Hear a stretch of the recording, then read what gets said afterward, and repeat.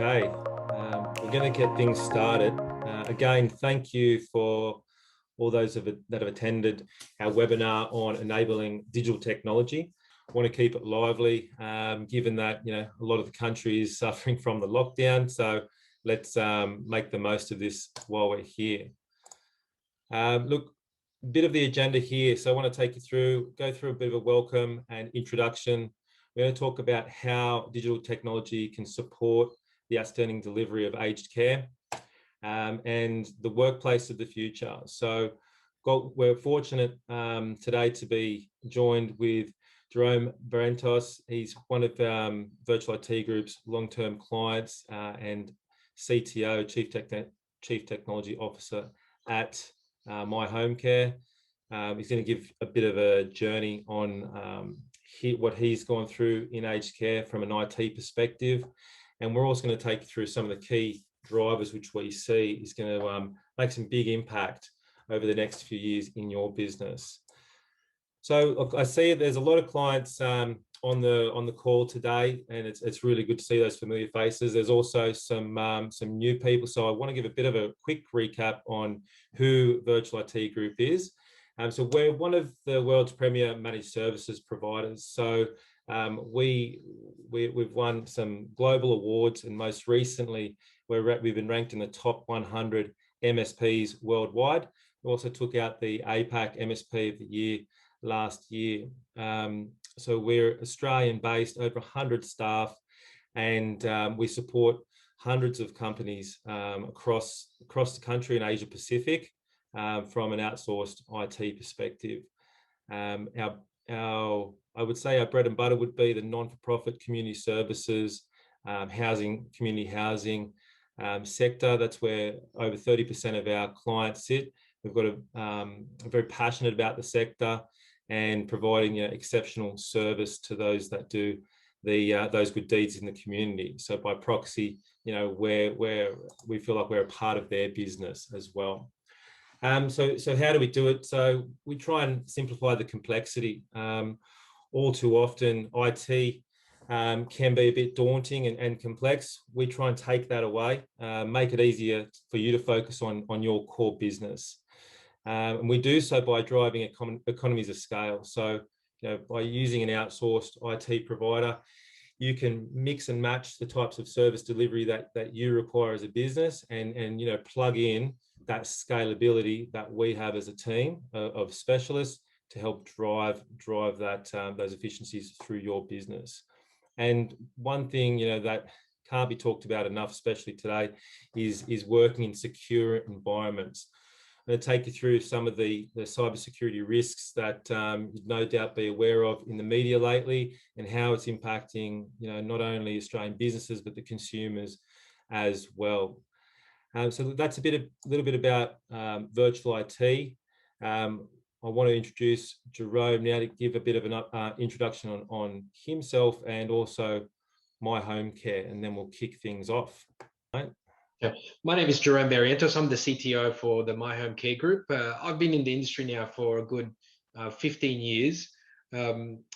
Most recently, working with the My Home Care Group, we're now the largest privately owned in-home healthcare provider. The group itself has only been around for about 4 years, and it's owned by private equity. And our main aim is to really deliver that special care in people's homes. The group itself has a few brands, pioneering providers, as we call them, that we've amalgamated over the last couple of years. From our point of view, one of the key things for us is how do we create an IT infrastructure that's scalable.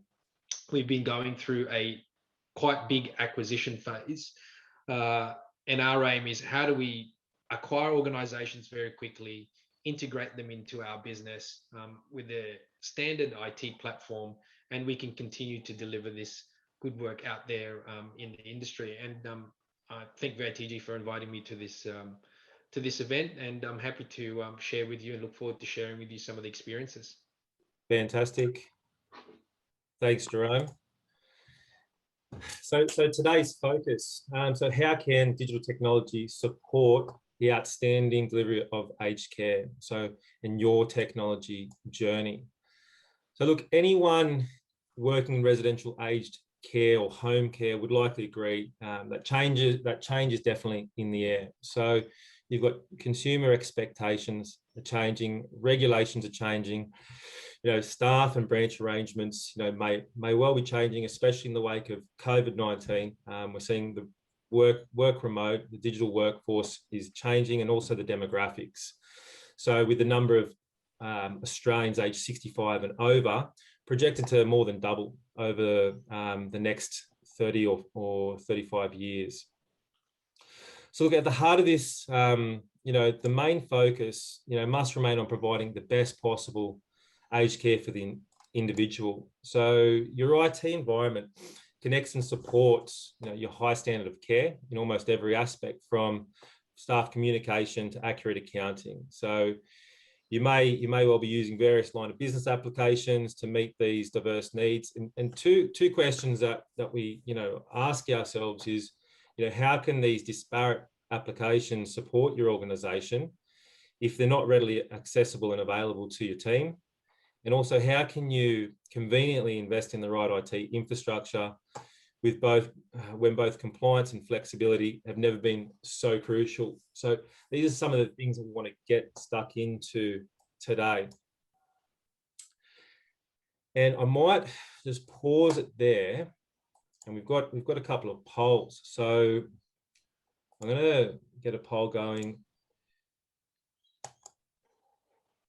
So this is, what's your number one IT priority? So I'm going to let this poll run for a couple of minutes in the background. Please vote. Like I said, we want this to be interactive, and we're going to get into the key areas. So the key areas being data security, that seamless and accessible workplace, having a fast and simple user management, smooth migration, cost efficiencies. I see some people getting into the poll there, which is great. So look, it's front and center right now, and actually our marketing team will hate me because I've fiddled around with these slides just because there's so much hype in the news and the media, and I didn't want to ignore that, especially if we're talking about security today. So I'm going a little bit off script here, and I wanted to highlight some of the things that are happening right now. These are the two articles that came across my desk over the last couple of days. One is the real and present danger. Government considers making company directors personally liable now for cyber attacks. If that doesn't, get you a little bit nervous, I'm not sure what will. And the other one is, Toll. It's obviously a very, very familiar brand there. If your company is held hostage, should you pay ransom, or should you be forced to tell the authorities? So there's conversation now in government and law enforcement saying, is the payment of ransomware even legal? So look, it's front and center. It's something that we can't get away from, and we really need to have it as the leading conversation when we're talking to clients, and when you as the client are considering any IT strategy moving forward. I know, Jerome, if you wanted to provide your thoughts on the importance of security in your business. Yeah, look, from our point of view, security is one of those things that you just, how can I put it? You just can't ignore. One of the challenges is obviously within a lot of businesses that I've had experience for, is that a lot of people sort of just think that it's something that you worry about later on when it actually does happen, but it's actually should be at the forefront of technology leaders' mind, and also business leaders, because as your article says, the danger is real and it is present. We're custodians of people's private information being in aged care, and it's important that we secure that. And some of the thoughts that I've got here, and I don't know whether a lot of businesses now do this, but essentially even small businesses, making sure that you've got someone there auditing your IT system, whether it's a yearly review, giving you a health check, and ensuring that you've got the right controls in place. and the right mechanisms in place to actually protect not only your organization's data, but also other people's data that you deal with. So my thought is it should be there at the forefront of your thought, and it should be something that you probably would want to engage a third and independent party to actually review your systems. The effort itself to do that is relatively small, but what it does is once you've gotten that audit, it gives you almost a roadmap of things that you should check, because there's just so many development in the cybersecurity space. You know, the things that you thought was good practice even a couple of months ago, there are better practices that do come out, and it's important that you're looking for partners that actually help you, recognize those threats early before before it's too late. So that's that's some of my key thoughts in this particular space.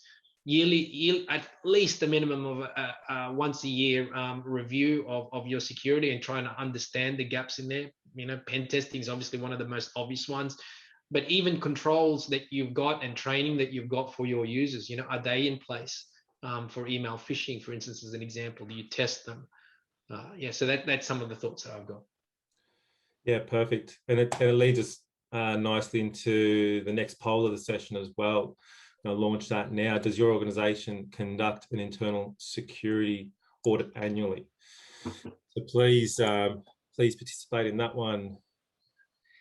Look, in terms of security, aged care facilities, as you would know, they need to comply with the notifiable data breach scheme that's come into effect in 2018, and there can be hefty fines around that. And the data breach is a huge issue, like we've just heard from Jerome, and it can have a major impact on the business. So that's why it's always front and center in our conversations.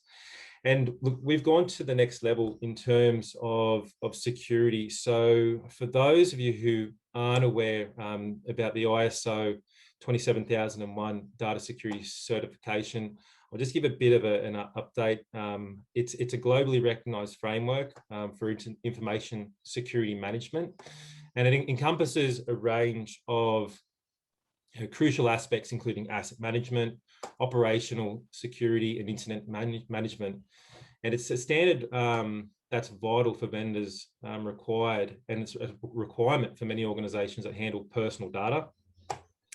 However, there's relatively few Australian IT providers that can offer this level of certification, and VITG happens to be one of those providers. So, when you're talking about storing your data locally in Australia, it's generally a legal requirement when managing these sensitive consumer records, such as health records. So these all come into play, when we're talking data security, data sovereignty, protection from outside threats, phishing, as Jerome touched on, antivirus and the like. So yeah, it's definitely a conversation that's hot right now, and we need to be protecting ourselves and our clients to the best of our ability. The second part that we want to touch on is making IT easy. So now we want to create a seamless and accessible digital workplace. One of the things that we hear from clients, especially from the end users, is that frustration about the IT tools and systems not being easy to manage and use.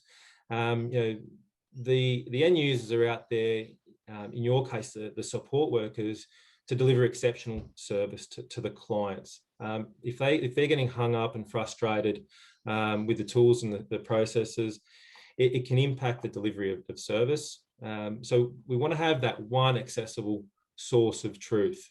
So having the right digital workplace can support that one source of truth for all of your applications, make it easily accessible for your team and your staff wherever they are, whenever they are, whether it be remote workers now that we're working from home or on the road. They need to be able to access your data, your tools, your applications at the drop of a hat. Look, we try and have a simple ethos, and that seamless integration and access has to be any device, any location with that one password. So we want to eliminate those concerns, just making it simple and easy to use. Jerome, if you wanted to share some of your thoughts, from the end user, that you're dealing with, how important is it to make that IT easy and seamless?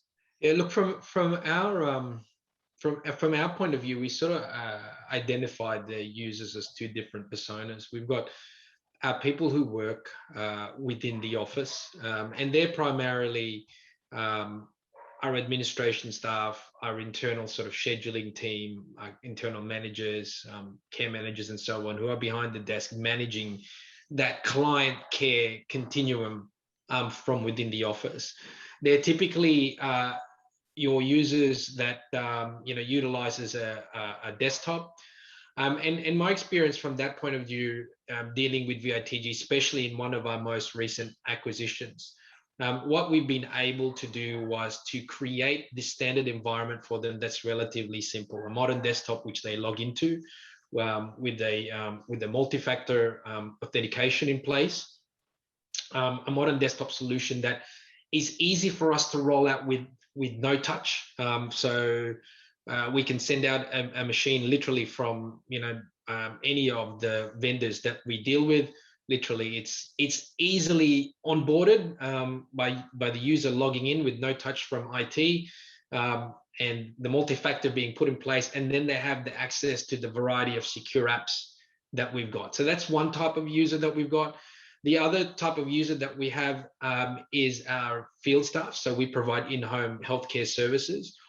We provide the same user account, although their access to the system is narrower. They have access to our corporate training, to our corporate mobile app account, in which they do the time and attendance and care management, and obviously email.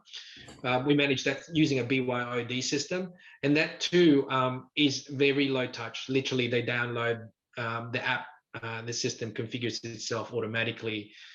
And from that point forward, the system is then easy. It's easy to deploy out to new users. It's easy to onboard people, and then it's easy for them to use because they have this single username and password that's used across our collaboration tools, our corporate tools, and our phone system. So that's what we've been able to achieve with virtual IT. We've now got a rhythm as we're doing the acquisitions, that we can turn some of these new acquisitions, like we're doing a believe it or not, a 200 field staff user base this weekend, plus a 30 office staff, in the middle of COVID. And you can't sort of do that if your IT system is not simple and low touch. So our experience has been, very good. I think one of the key parts, the key benefits for us is having access to the right engineers to be able to design what that ecosystem looks like, such that when you actually deploy it and when you actually use it out there, it's simple. Yeah, excellent. And how are you finding the feedback from your end users, the people in the staff and the office users? What's their experience been? Yeah, the experience has been very good on our end. There is always issues that do occur, but I think from our point of view, having that place that you can call 24/7, we used to have our businesses with their own sort of IT departments before we acquired them, but we've now centralized it. Like I said, a very simple modern desktop solution. And if something does go wrong in there, typically it's the hardware, and we give them a new hardware. Yeah, so relatively smooth. Yeah, awesome. That's great. Thanks, Jerome. So team agility is sort of flows on from the last point that we were talking to there, and we're talking here like fast and simple user management. So as you're aware, in the aged care business, probably more so than any of our other client verticals that we look after, has a really quick and high turnover of staff, especially those support staff that are moving between organizations. So to make sure that we can onboard and offboard users efficiently and quickly, we find is key in the aged care sector. So we want to make sure that any onboarding of new staff, we're seeing line of business training, systems and procedures training, and even some of our clients are rolling out security and awareness training as a standard of an onboarding of a new user. And then on the flip side, when departing team members, are taken off, it can be done effectively and efficiently to maintain that data security. So teams can feel like they're supported seamlessly with their IT environment from start to finish. What's been your experience, Jerome, in the onboarding and offboarding of clients through this new environment? Yeah, what we've done for us when we've onboarded now, we've linked our HR recruitment and onboarding system directly with the VITG help desk.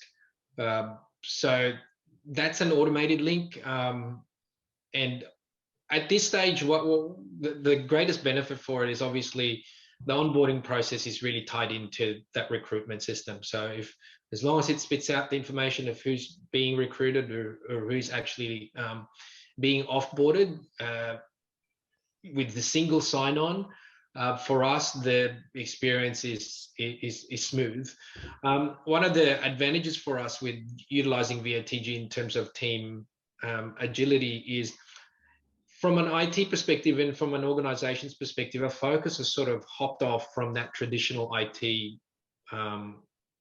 the traditional IT things that you worry about, infrastructure, what are you going to put in place in an organization? We've been focusing recently on compliance with the recent recommendations from the Privacy Commission. We've been focusing on, new business. So we've been able to shift the IT focus of the organization away from that standard IT stuff because we've simplified and we've standardized to, I guess, the more value add and more compliant stuff that's required. Yeah, fantastic. I think from supporting those who care, which are the end clients, the aged care workers, they're often doing that job, like you said, because they want to provide great care. So to make that system easy to use with the right tools in place straight from the get-go, it does provide a big difference to the whole business at large. So transition and transformation. So when we're talking to new clients that are thinking about moving or shifting their IT or managed services or having that cloud conversation, there's a couple of things that we find holding them back. Change is big, and it can be quite a big barrier to for an organization to move from their current environment. Things like the transition time, the lead-in. I'm having a conversation with a client at the moment who's talking to us and a competitor, and the competitor's given them an idea that the transition is going to take 3 months, plus there's no guarantee that it's going to be done after the 3 months. But even so, a 3-month period is a long time when you're talking about transitioning systems and tools. What we put out to our clients is, we can get you up and running within 2 weeks, have you a proof of concept, literally over a weekend, and making that migration simple and easy. So, what we're trying to do is not have change in the transformation as an inhibitor. We want it to be just part of the process and make it as smooth and as easy as possible.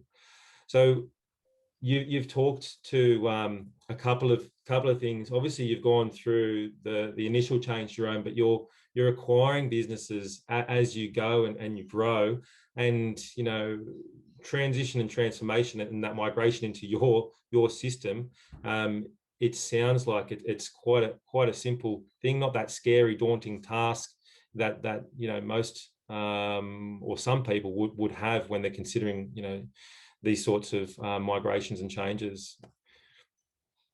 Yeah, look, it can definitely be quite daunting, especially if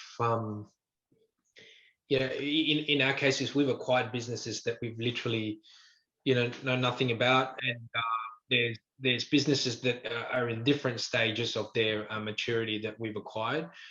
But the process that we followed with VITG was really spending a lot of time understanding what the current technology is of the business that we're migrating, and sometime in discussing, when we do that migration, how can we step up that level of technology to bring it up to where it is for the rest of the organization, and determining what that change needs to be. So as an example, some of our businesses have been running on, really old versions. If I talk infrastructure, really old versions of Windows. And those ones probably the easiest one, because when they're really old, you just go, well, what you've got, you don't really need. We'll give you our standard stack and, new computers and so on and so forth. They're probably the easiest ones to do. The harder ones is when they've got a more sort of mature environment. They've got things already in place, a lot of automation. Working with VITG makes that easier for us to conceptualize what that needs to be done, and then putting a project plan in place. And we've managed to do that. To give you an idea, the IT department, the business that I'm in at the moment, we have around about 2,000 field staff that's out there. Half of our business is providing home care with contracted staff as well. So there's those staff that we haven't counted on. But our IT department only actually has myself and 3 other internal business support / BAs in the organization. We really rely on our MSP, VITG, to be able to go and say, I can have a conversation. This is the business that we're acquiring. We go through a series of workshops and understand what that technology is and that they've currently got. And we define the roadmap. What are those things that need to be done? New machines, for instance, need to be ordered. How do we migrate the systems that they've got, whether it's a lift and shift of their current, core business platform, or it's a migration of the data rather than the system itself. So we discuss all of those, and then we put a plan in together. This last one that we've done, which is, as I mentioned, 200 staff, 200 field staff, and about 30 office staff. That planning in the works from zero to finish is about a month for us. And a lot of that was due to the fact that we had to order some equipment for them to move over and get network connections in place. So it can definitely be done relatively easily. And I think the value for us is, like I mentioned to you before, your engineer, Michael, who does the SOE, absolute brilliant. And when you get people like that working in the organization or the MSP that you're dealing with, the transition is definitely a lot smoother. Yeah, excellent. Thanks, Jerome. That's good shout out to Michael. I'm sure he'll be loving that. The next point we want to touch on is budget mastery. So getting that cost efficiencies, from the IT department can sometimes be a hair-pulling, exercise. Some businesses see IT as a sunken cost. Whereas, a lot more businesses these days, the smarter businesses are seeing it as, an investment, into improving the business and accelerating growth. So, with a more cost-effective IT environment, these savings, that we can make in IT, can be directed towards, more important aspects of the organisation to optimise that quality of care.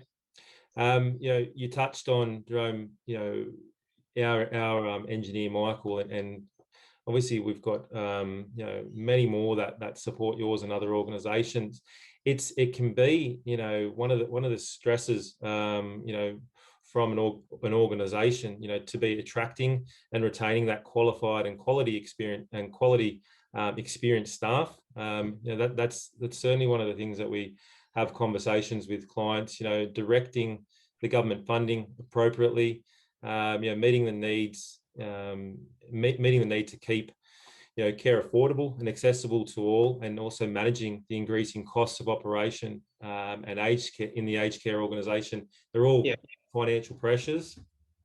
Yeah, look, from our point of view, this is probably one of those areas that makes my life a lot easier.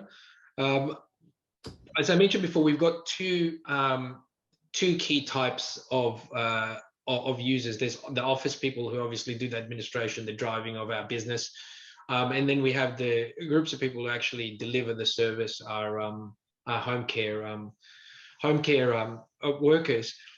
With utilizing this particular model that cover our systems, we've been able to articulate very clearly the cost per type of user. So now when we're looking at hiring staff members, we're going, are we better off hiring someone with this many hours or someone with this many hours? Because obviously that impacts the cost of the technology. I've been able to put that whole cost equation back to the business to say, you can actually operate better if you were more efficient, because I can tell you now, if you have this many people, your cost is this big, and if you have this many people, your cost is this big. And we've got this predictable IT cost now that we know, and even when we're dealing with our service in Azure, my cost is flat. We know what that is, and that's one of the benefits that I think is really clear from us. A lot of the vendors that I've been dealing with, whenever I mention Azure, they say, oh, we don't know. It depends on your consumption. With our model with VITG, I just know that this is the service that we bought and this is the cost of it. If I add 5 people, it increases by, amount for whatever the different type of user that I've got. So every month we know for certain what our IT costs are going to be. And I think, in managing and making sure that your businesses are profitable, that's really an important aspect. So you don't want your IT costs doing this every month. Yeah, 100%. To get that predictable cost structure from the IT department is definitely a big advantage. Yeah, like you said, the whole Azure conversation is a really important point that you touched on there, because that's what I've seen hold back a lot of clients from making that move to the cloud, because they just could not sort out or predict what their budget was going to be. So it was another inhibitor. So yeah, good point you raised on that one, Jerome. Mm-hmm. All right, so I want to throw it over to you now, Jerome, to take us through a bit of your journey, because I know you're with we're at My Home Care now, and but you've had pretty long and illustrious career across a couple of different big organisations. So want to get your experience now that you've seen over the years in the IT space, and where you see it going forward into the future. Yeah, look, I'll talk about some of those experiences, particularly in the aged care and sort of social services space. I started out in a career, and it was programming before I moved into sort of the IT management. What I've seen over the most recent times in the organizations that I've been involved in and colleagues have been involved in is this real shift into looking at the technology costs and making the IT environment more robust and able to really deal with what the business needs in this changing marketplace. And what do I mean by that? I mean, looking at your IT costs and saying, can we do this better, more securely? And I've found that I've gone from having your own IT departments and so on, and then choosing the best partners to actually deliver that layer of infrastructure and that layer of technology. Because in the past, you could be an IT expert on many different things, servers, PCs, collaboration tools. today you have many different experts that you're required to actually do that. And if you're dealing with an MSP that has that, you know that your systems will be secure because they have a security expert whose sole focus is looking at that security stream.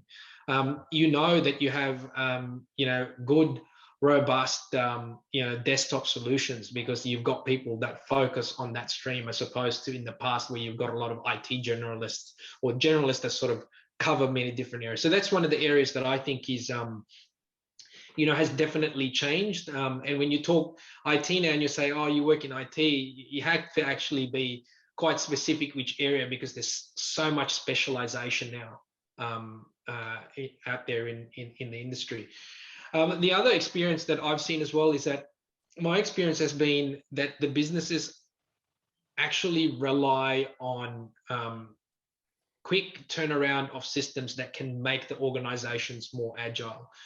So as an example of this, we're not talking now when we're implementing systems that take 6 to 12 months. People are wanting that 0 to 3 or 3 to 6. It's always, how can we do it quicker and how can we do it better and less costly. And I think it's looking at, like as I said, the vendors out there that have done this before. So from an infrastructure point of view, like as I said, VITG.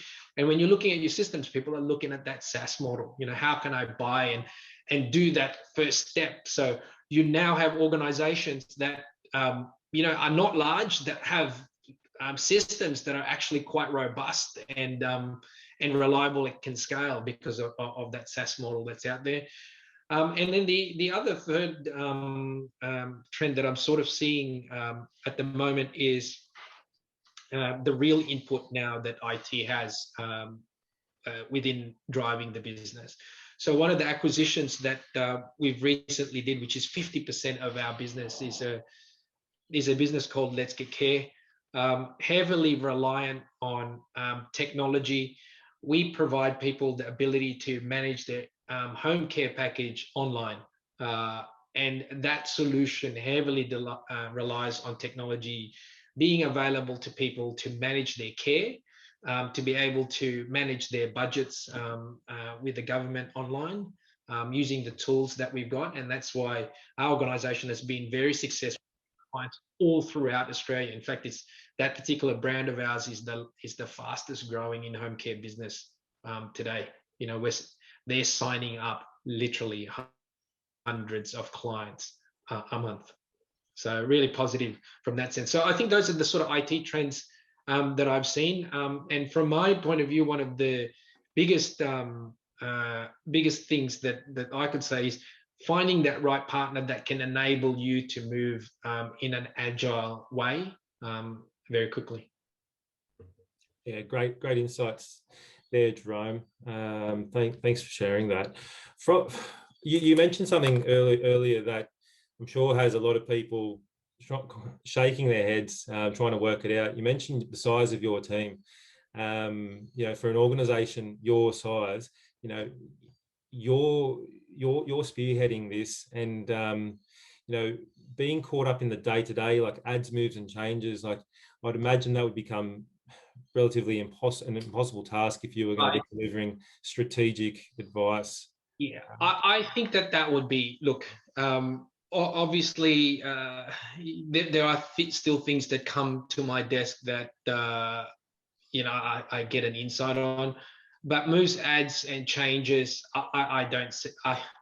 I only see them if they're ever escalated. But literally the infrastructure part, the delivery of that, the help desk of that, like I said, choosing the right partner that can manage that. Where I would be involved is obviously if things aren't working right when the vendor's delivering their reports, or when I'm hearing noise. One of my measurements that I've got with VITG, particularly my account manager that I work with, Paz, in the organization, is, I know you're doing a great job. There's no noise in my organization, that's always our target, zero noise, both from the user end and obviously making sure that the systems is reliable and robust. So choosing that right partner, because if you've got the wrong partner, you will be forever going through a merry-go-round, getting involved, in infrastructure, particularly with VITG.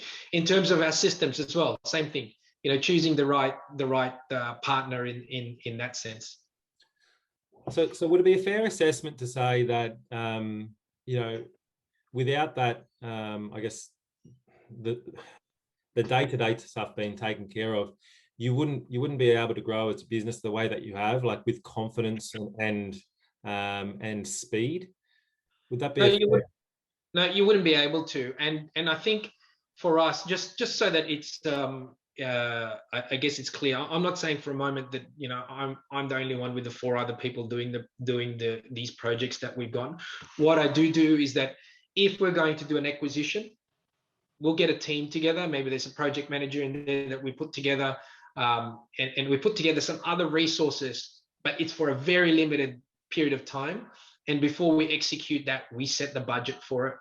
Whether that's a new acquisition, whether that's a new system replacement, and so on. That's what we do. So, my point is that I'm trying to make is that without the right team in place, you can't focus on those things because you're forever drowned in this day-to-day stuff. Yeah, 100%. That focus is crucial, and you need to be focusing in the right areas. Yeah, that's fantastic.